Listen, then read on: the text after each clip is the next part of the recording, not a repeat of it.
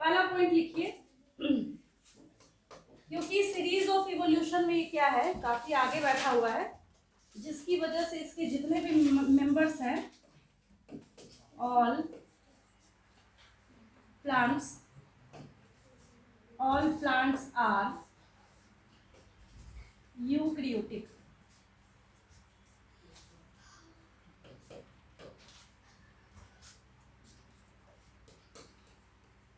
They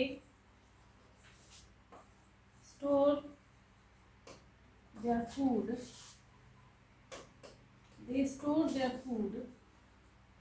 as starch. अपने food को कैसे स्टोर करते हैं? स्टार्च के फॉर्म में स्टोर करते हैं। ठीक है, बचपन से जब आप पढ़ाई करते थे, जब आपको सिखाया जाता था, बोला जाता था बताओ प्लांट सेल और एनिमल सेल में क्या डिफरेंस है, पहला डिफरेंस क्या लिखते थे आप लोग? Very good, cell wall. सुनते के साथ आपके दिमाग में आया होगा, फिर 6 से ही जब बच्चे पढ़ते हैं, जब उनको सेल पढ़ाया जाता है कि सेल होता क्या है, उसी टाइम से क्या बच्चे लिखना स्टार्ट करते हैं? Cell wall is present in the case of plant cell while cell wall is absent in the case of animal cell. ठीक है, तो अब यहाँ पे cell wall is present outside the plasma membrane, outside the plasma membrane in plant cell। और सबसे बड़े इत्तेफाक की बात ये है, बोथ स्टार्च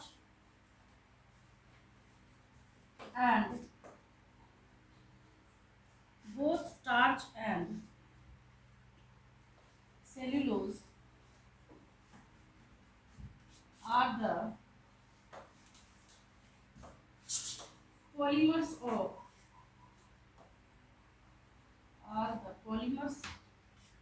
किसके पॉलीमर है? क्या लिखूं मैं?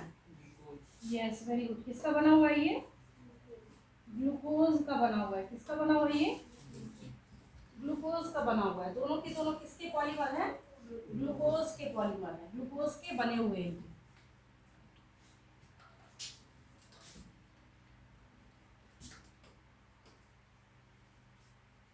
ये सब तो वही पॉइंट है जो आपने अर्लियर क्लासेस में सीख रखा है, पिछली क्लास में भी नहीं, छोटी क्लास में सीख रखा है आपने, है ना? बहुत शुरुआती टाइम से आप इसको पढ़ते आ रहे हैं।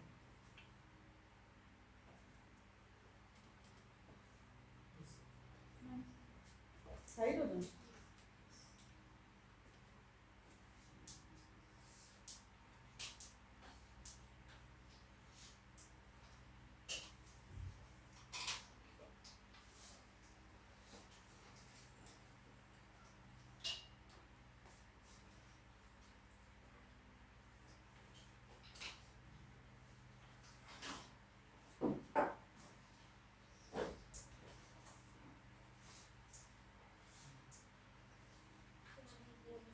हो गया?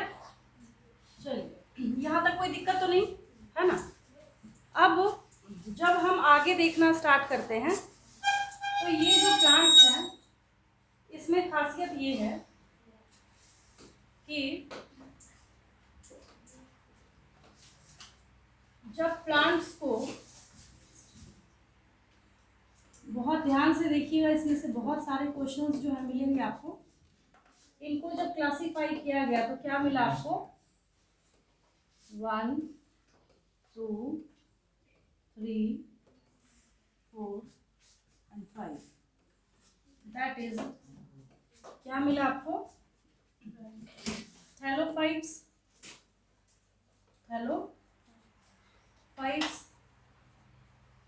और एल्गी, ब्रायोफाइट्स,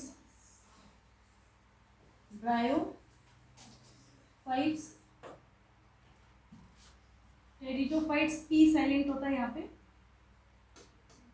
टेरिडोफाइट्स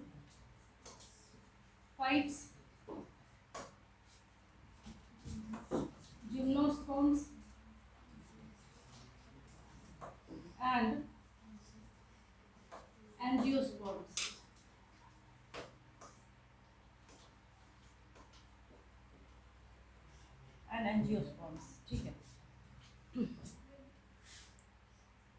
अगर आपके दिमाग में ये क्वेश्चन आ रहा है कि हम इसकी सीरीज कुछ और क्यों नहीं लिख सकते, मतलब जो ये सीरीज है, जो ये सीरीज आपको यहाँ पे नजर आ रही है, पहले आपने थैलोफाइट्स लिखा, फिर ब्रायोफाइट्स, फिर टेरिडोफाइट्स, फिर जिम्नोस्पर्म्स, फिर एंजियोस्पर्म्स। आपको ऐसी कोई भी बुक नहीं मिलेगी, कोई भी आपने ऐसी किताब नहीं देखी होगी जिसमें क्लासिफिकेशन एंजियोस्पर्म से पढ़ा के उल्टा लेके जाए। ऐसा देखा है क्या आपने? अगर ध्यान नहीं दिया होगा तो नोटिस कीजिएगा, ऐसा कभी भी नहीं होता। जब भी आप इसको पढ़ते हैं तो सीरीज क्या है, आपको यही देखने को मिलता है। ठीक है, रीजन क्या है, ये सीरीज ऑफ इवोल्यूशन है। क्या है ये? सीरीज ऑफ इवोल्यूशन है। ये जो आपको यहाँ पे देखने को मिल रहा है, it's series of evolution, series of evolution of plants. Then अब इसको देखने के बाद इन पांचों कैटेगरी में कुछ ऐसे क्वेश्चंस है जो कॉपीराइटेड है। कॉपीराइटेड का मतलब उस आंसर को छोड़ के कुछ और आंसर उसका हो ही नहीं सकता। जैसे as for example 9th class में आप एक क्वेश्चन करते थे, जब आपसे पूछा जाता था कि which category of plant is referred as amphibians of the plant kingdom. याद आया? Amphibians of the plant kingdom, amphibians of the plant kingdom। तो क्या लिखते थे आप वहां पे आंसर? ब्रायोफाइट्स। रीजन क्या है, इसको क्यों लिखते हैं हम लोग amphibians of the plant kingdom? इसलिए लिखते हैं कि ये कहीं भी किसी भी कंडीशन में सरवाइव करे, बट इसको अपने रिप्रोडक्शन के लिए वाटर, पानी चाहिए ही चाहिए। गारंटी है इस चीज की कि इसको क्या चाहिए होगा? वाटर चाहिए होगा। ठीक है, अब इसमें से सबसे पहले आपको कौन सा दिख रहा है? थैलोफाइट्स दिख रहा है। ठीक है, तो इसका मतलब है कि ये क्या है? First evolved category, first evolved category of plants. Pteridophytes क्या है? अच्छा हाँ, एक चीज और है। अब इसमें से एक और स्पेशलिटी क्या है, इस थैलोफाइट्स में, समझिएगा ध्यान से, रिटन वर्क स्टॉप करके जब समझा रही है तो उसको सुन लीजिए। थैलोफाइट्स और ब्रायोफाइट्स दोनों में वैस्कुलर बंडल्स नहीं होते, मतलब जाइलम एंड फ्लोएम इसमें प्रेजेंट नहीं होगा। ठीक है, तो vascular bundles या vascular tissues are absent in case of thallophytes and bryophytes. Vascular tissues are absent. Vascular tissues मतलब xylem and phloem। तो सबसे पहले कौन से प्लांट की कैटेगरी इवॉल्व हुई? Amphibians of the plant kingdom. सबसे रिसेंटली कौन इवॉल्व हुआ? Very good, angiosperms. कौन हुआ? सबसे नया, सबसे रिसेंटली इवॉल्व होने वाला। और recently evolve all the flowering plants. बचपन से आज तक आपने जितने भी प्लांट्स में फ्लावर देखते हैं, सबके सब क्या होते हैं? एंजियोस्पर्म्स होते हैं। ठीक है, तो यहाँ पे मेंशन कर लेते हैं हम लोग। तो ये सारे हो जाएंगे recently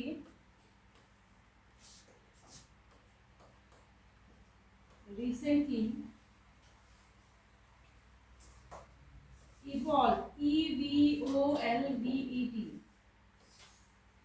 all the flowering plants, recently evolved all the flowering plants। सारे फ्लावरिंग प्लांट्स को जो रिसेंटली इवॉल्व हुए हैं उनको हम लोग क्या बोलते हैं? एंजियोस्पर्म्स बोलते हैं। ठीक है, सबसे ज़्यादा डिटेल में इस चैप्टर में एंजियोस्पर्म्स की पढ़ाई करनी है आपको, सबसे डिटेल में। ठीक है, अब क्योंकि आपने यहाँ पे लिखा है कि थैलोफाइट्स और ब्रायोफाइट्स में वैस्कुलर टिश्यूज नहीं होंगे, जिसकी वजह से टेरिडोफाइट्स में जब पाया जाएगा तो इसको टैग दिया जाएगा किस चीज़ का? Yes, first evolved vascular plants। अर्थ पे आने वाले सबसे पहले इवॉल्व होने वाले जो वेस्कुलर प्लांट्स हैं उनको क्या बोलते हैं हम लोग? ठीक है, टेरिडोफाइट्स। क्या बोलते हैं? पी साइलेंट होता है यहाँ पे। ठीक है, जिम्नोस्पर्म्स क्या है? इसके पास ऐसा सीड अवेलेबल होगा, इसके पास ऐसे सीड्स प्रेजेंट होते हैं जो क्या होते हैं?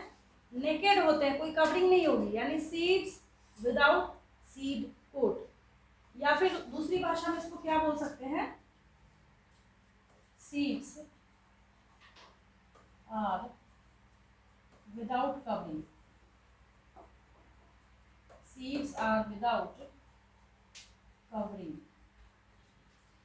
Covering मतलब seed coat.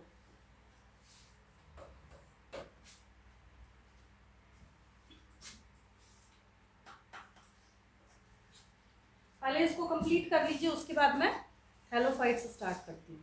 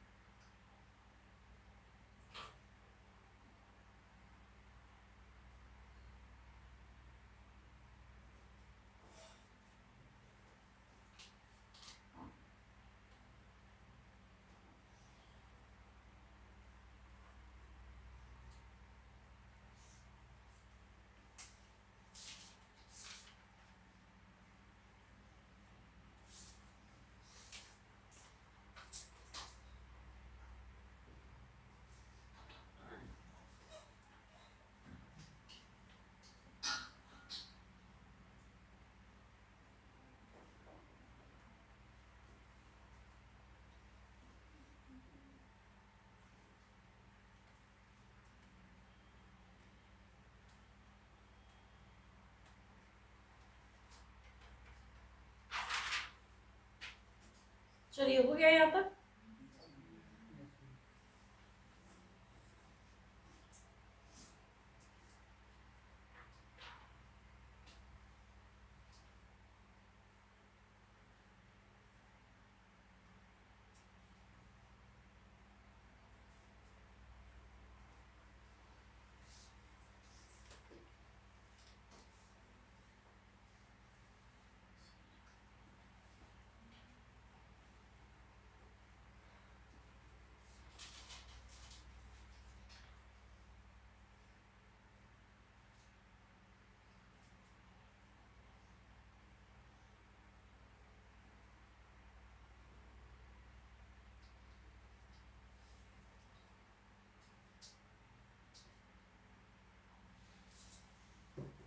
देखिए, अगर आपसे कोई क्वेश्चन पूछे कि आपने ये जो क्लासिफिकेशन किया है इसका बेस क्या है,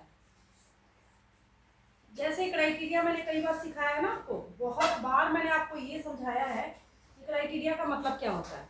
ठीक है, एग्जैक्टली उसी तरीके से अगर कोई आपसे ये पूछे कि आप जो इसको क्लासिफाई करके बैठे हैं तो इसका क्राइटेरिया क्या है, मतलब क्या बेस लिया था आपने, क्या सोच रहे थे जो आपने ऐसा क्लासिफिकेशन किया। ठीक है, तो सबसे शुरुआत में ऐसा क्लासिफिकेशन सिस्टम नहीं था, इतना इनहेंस्ड नहीं था, बस ऊपर से देखा हमने। मॉर्फोलॉजी, मॉर्फोलॉजी मतलब होता है एक्सटर्नल फीचर, मॉर्फोलॉजी मतलब क्या होता है, और एनाटॉमी मतलब इंटरनल फीचर, एनाटॉमी मतलब।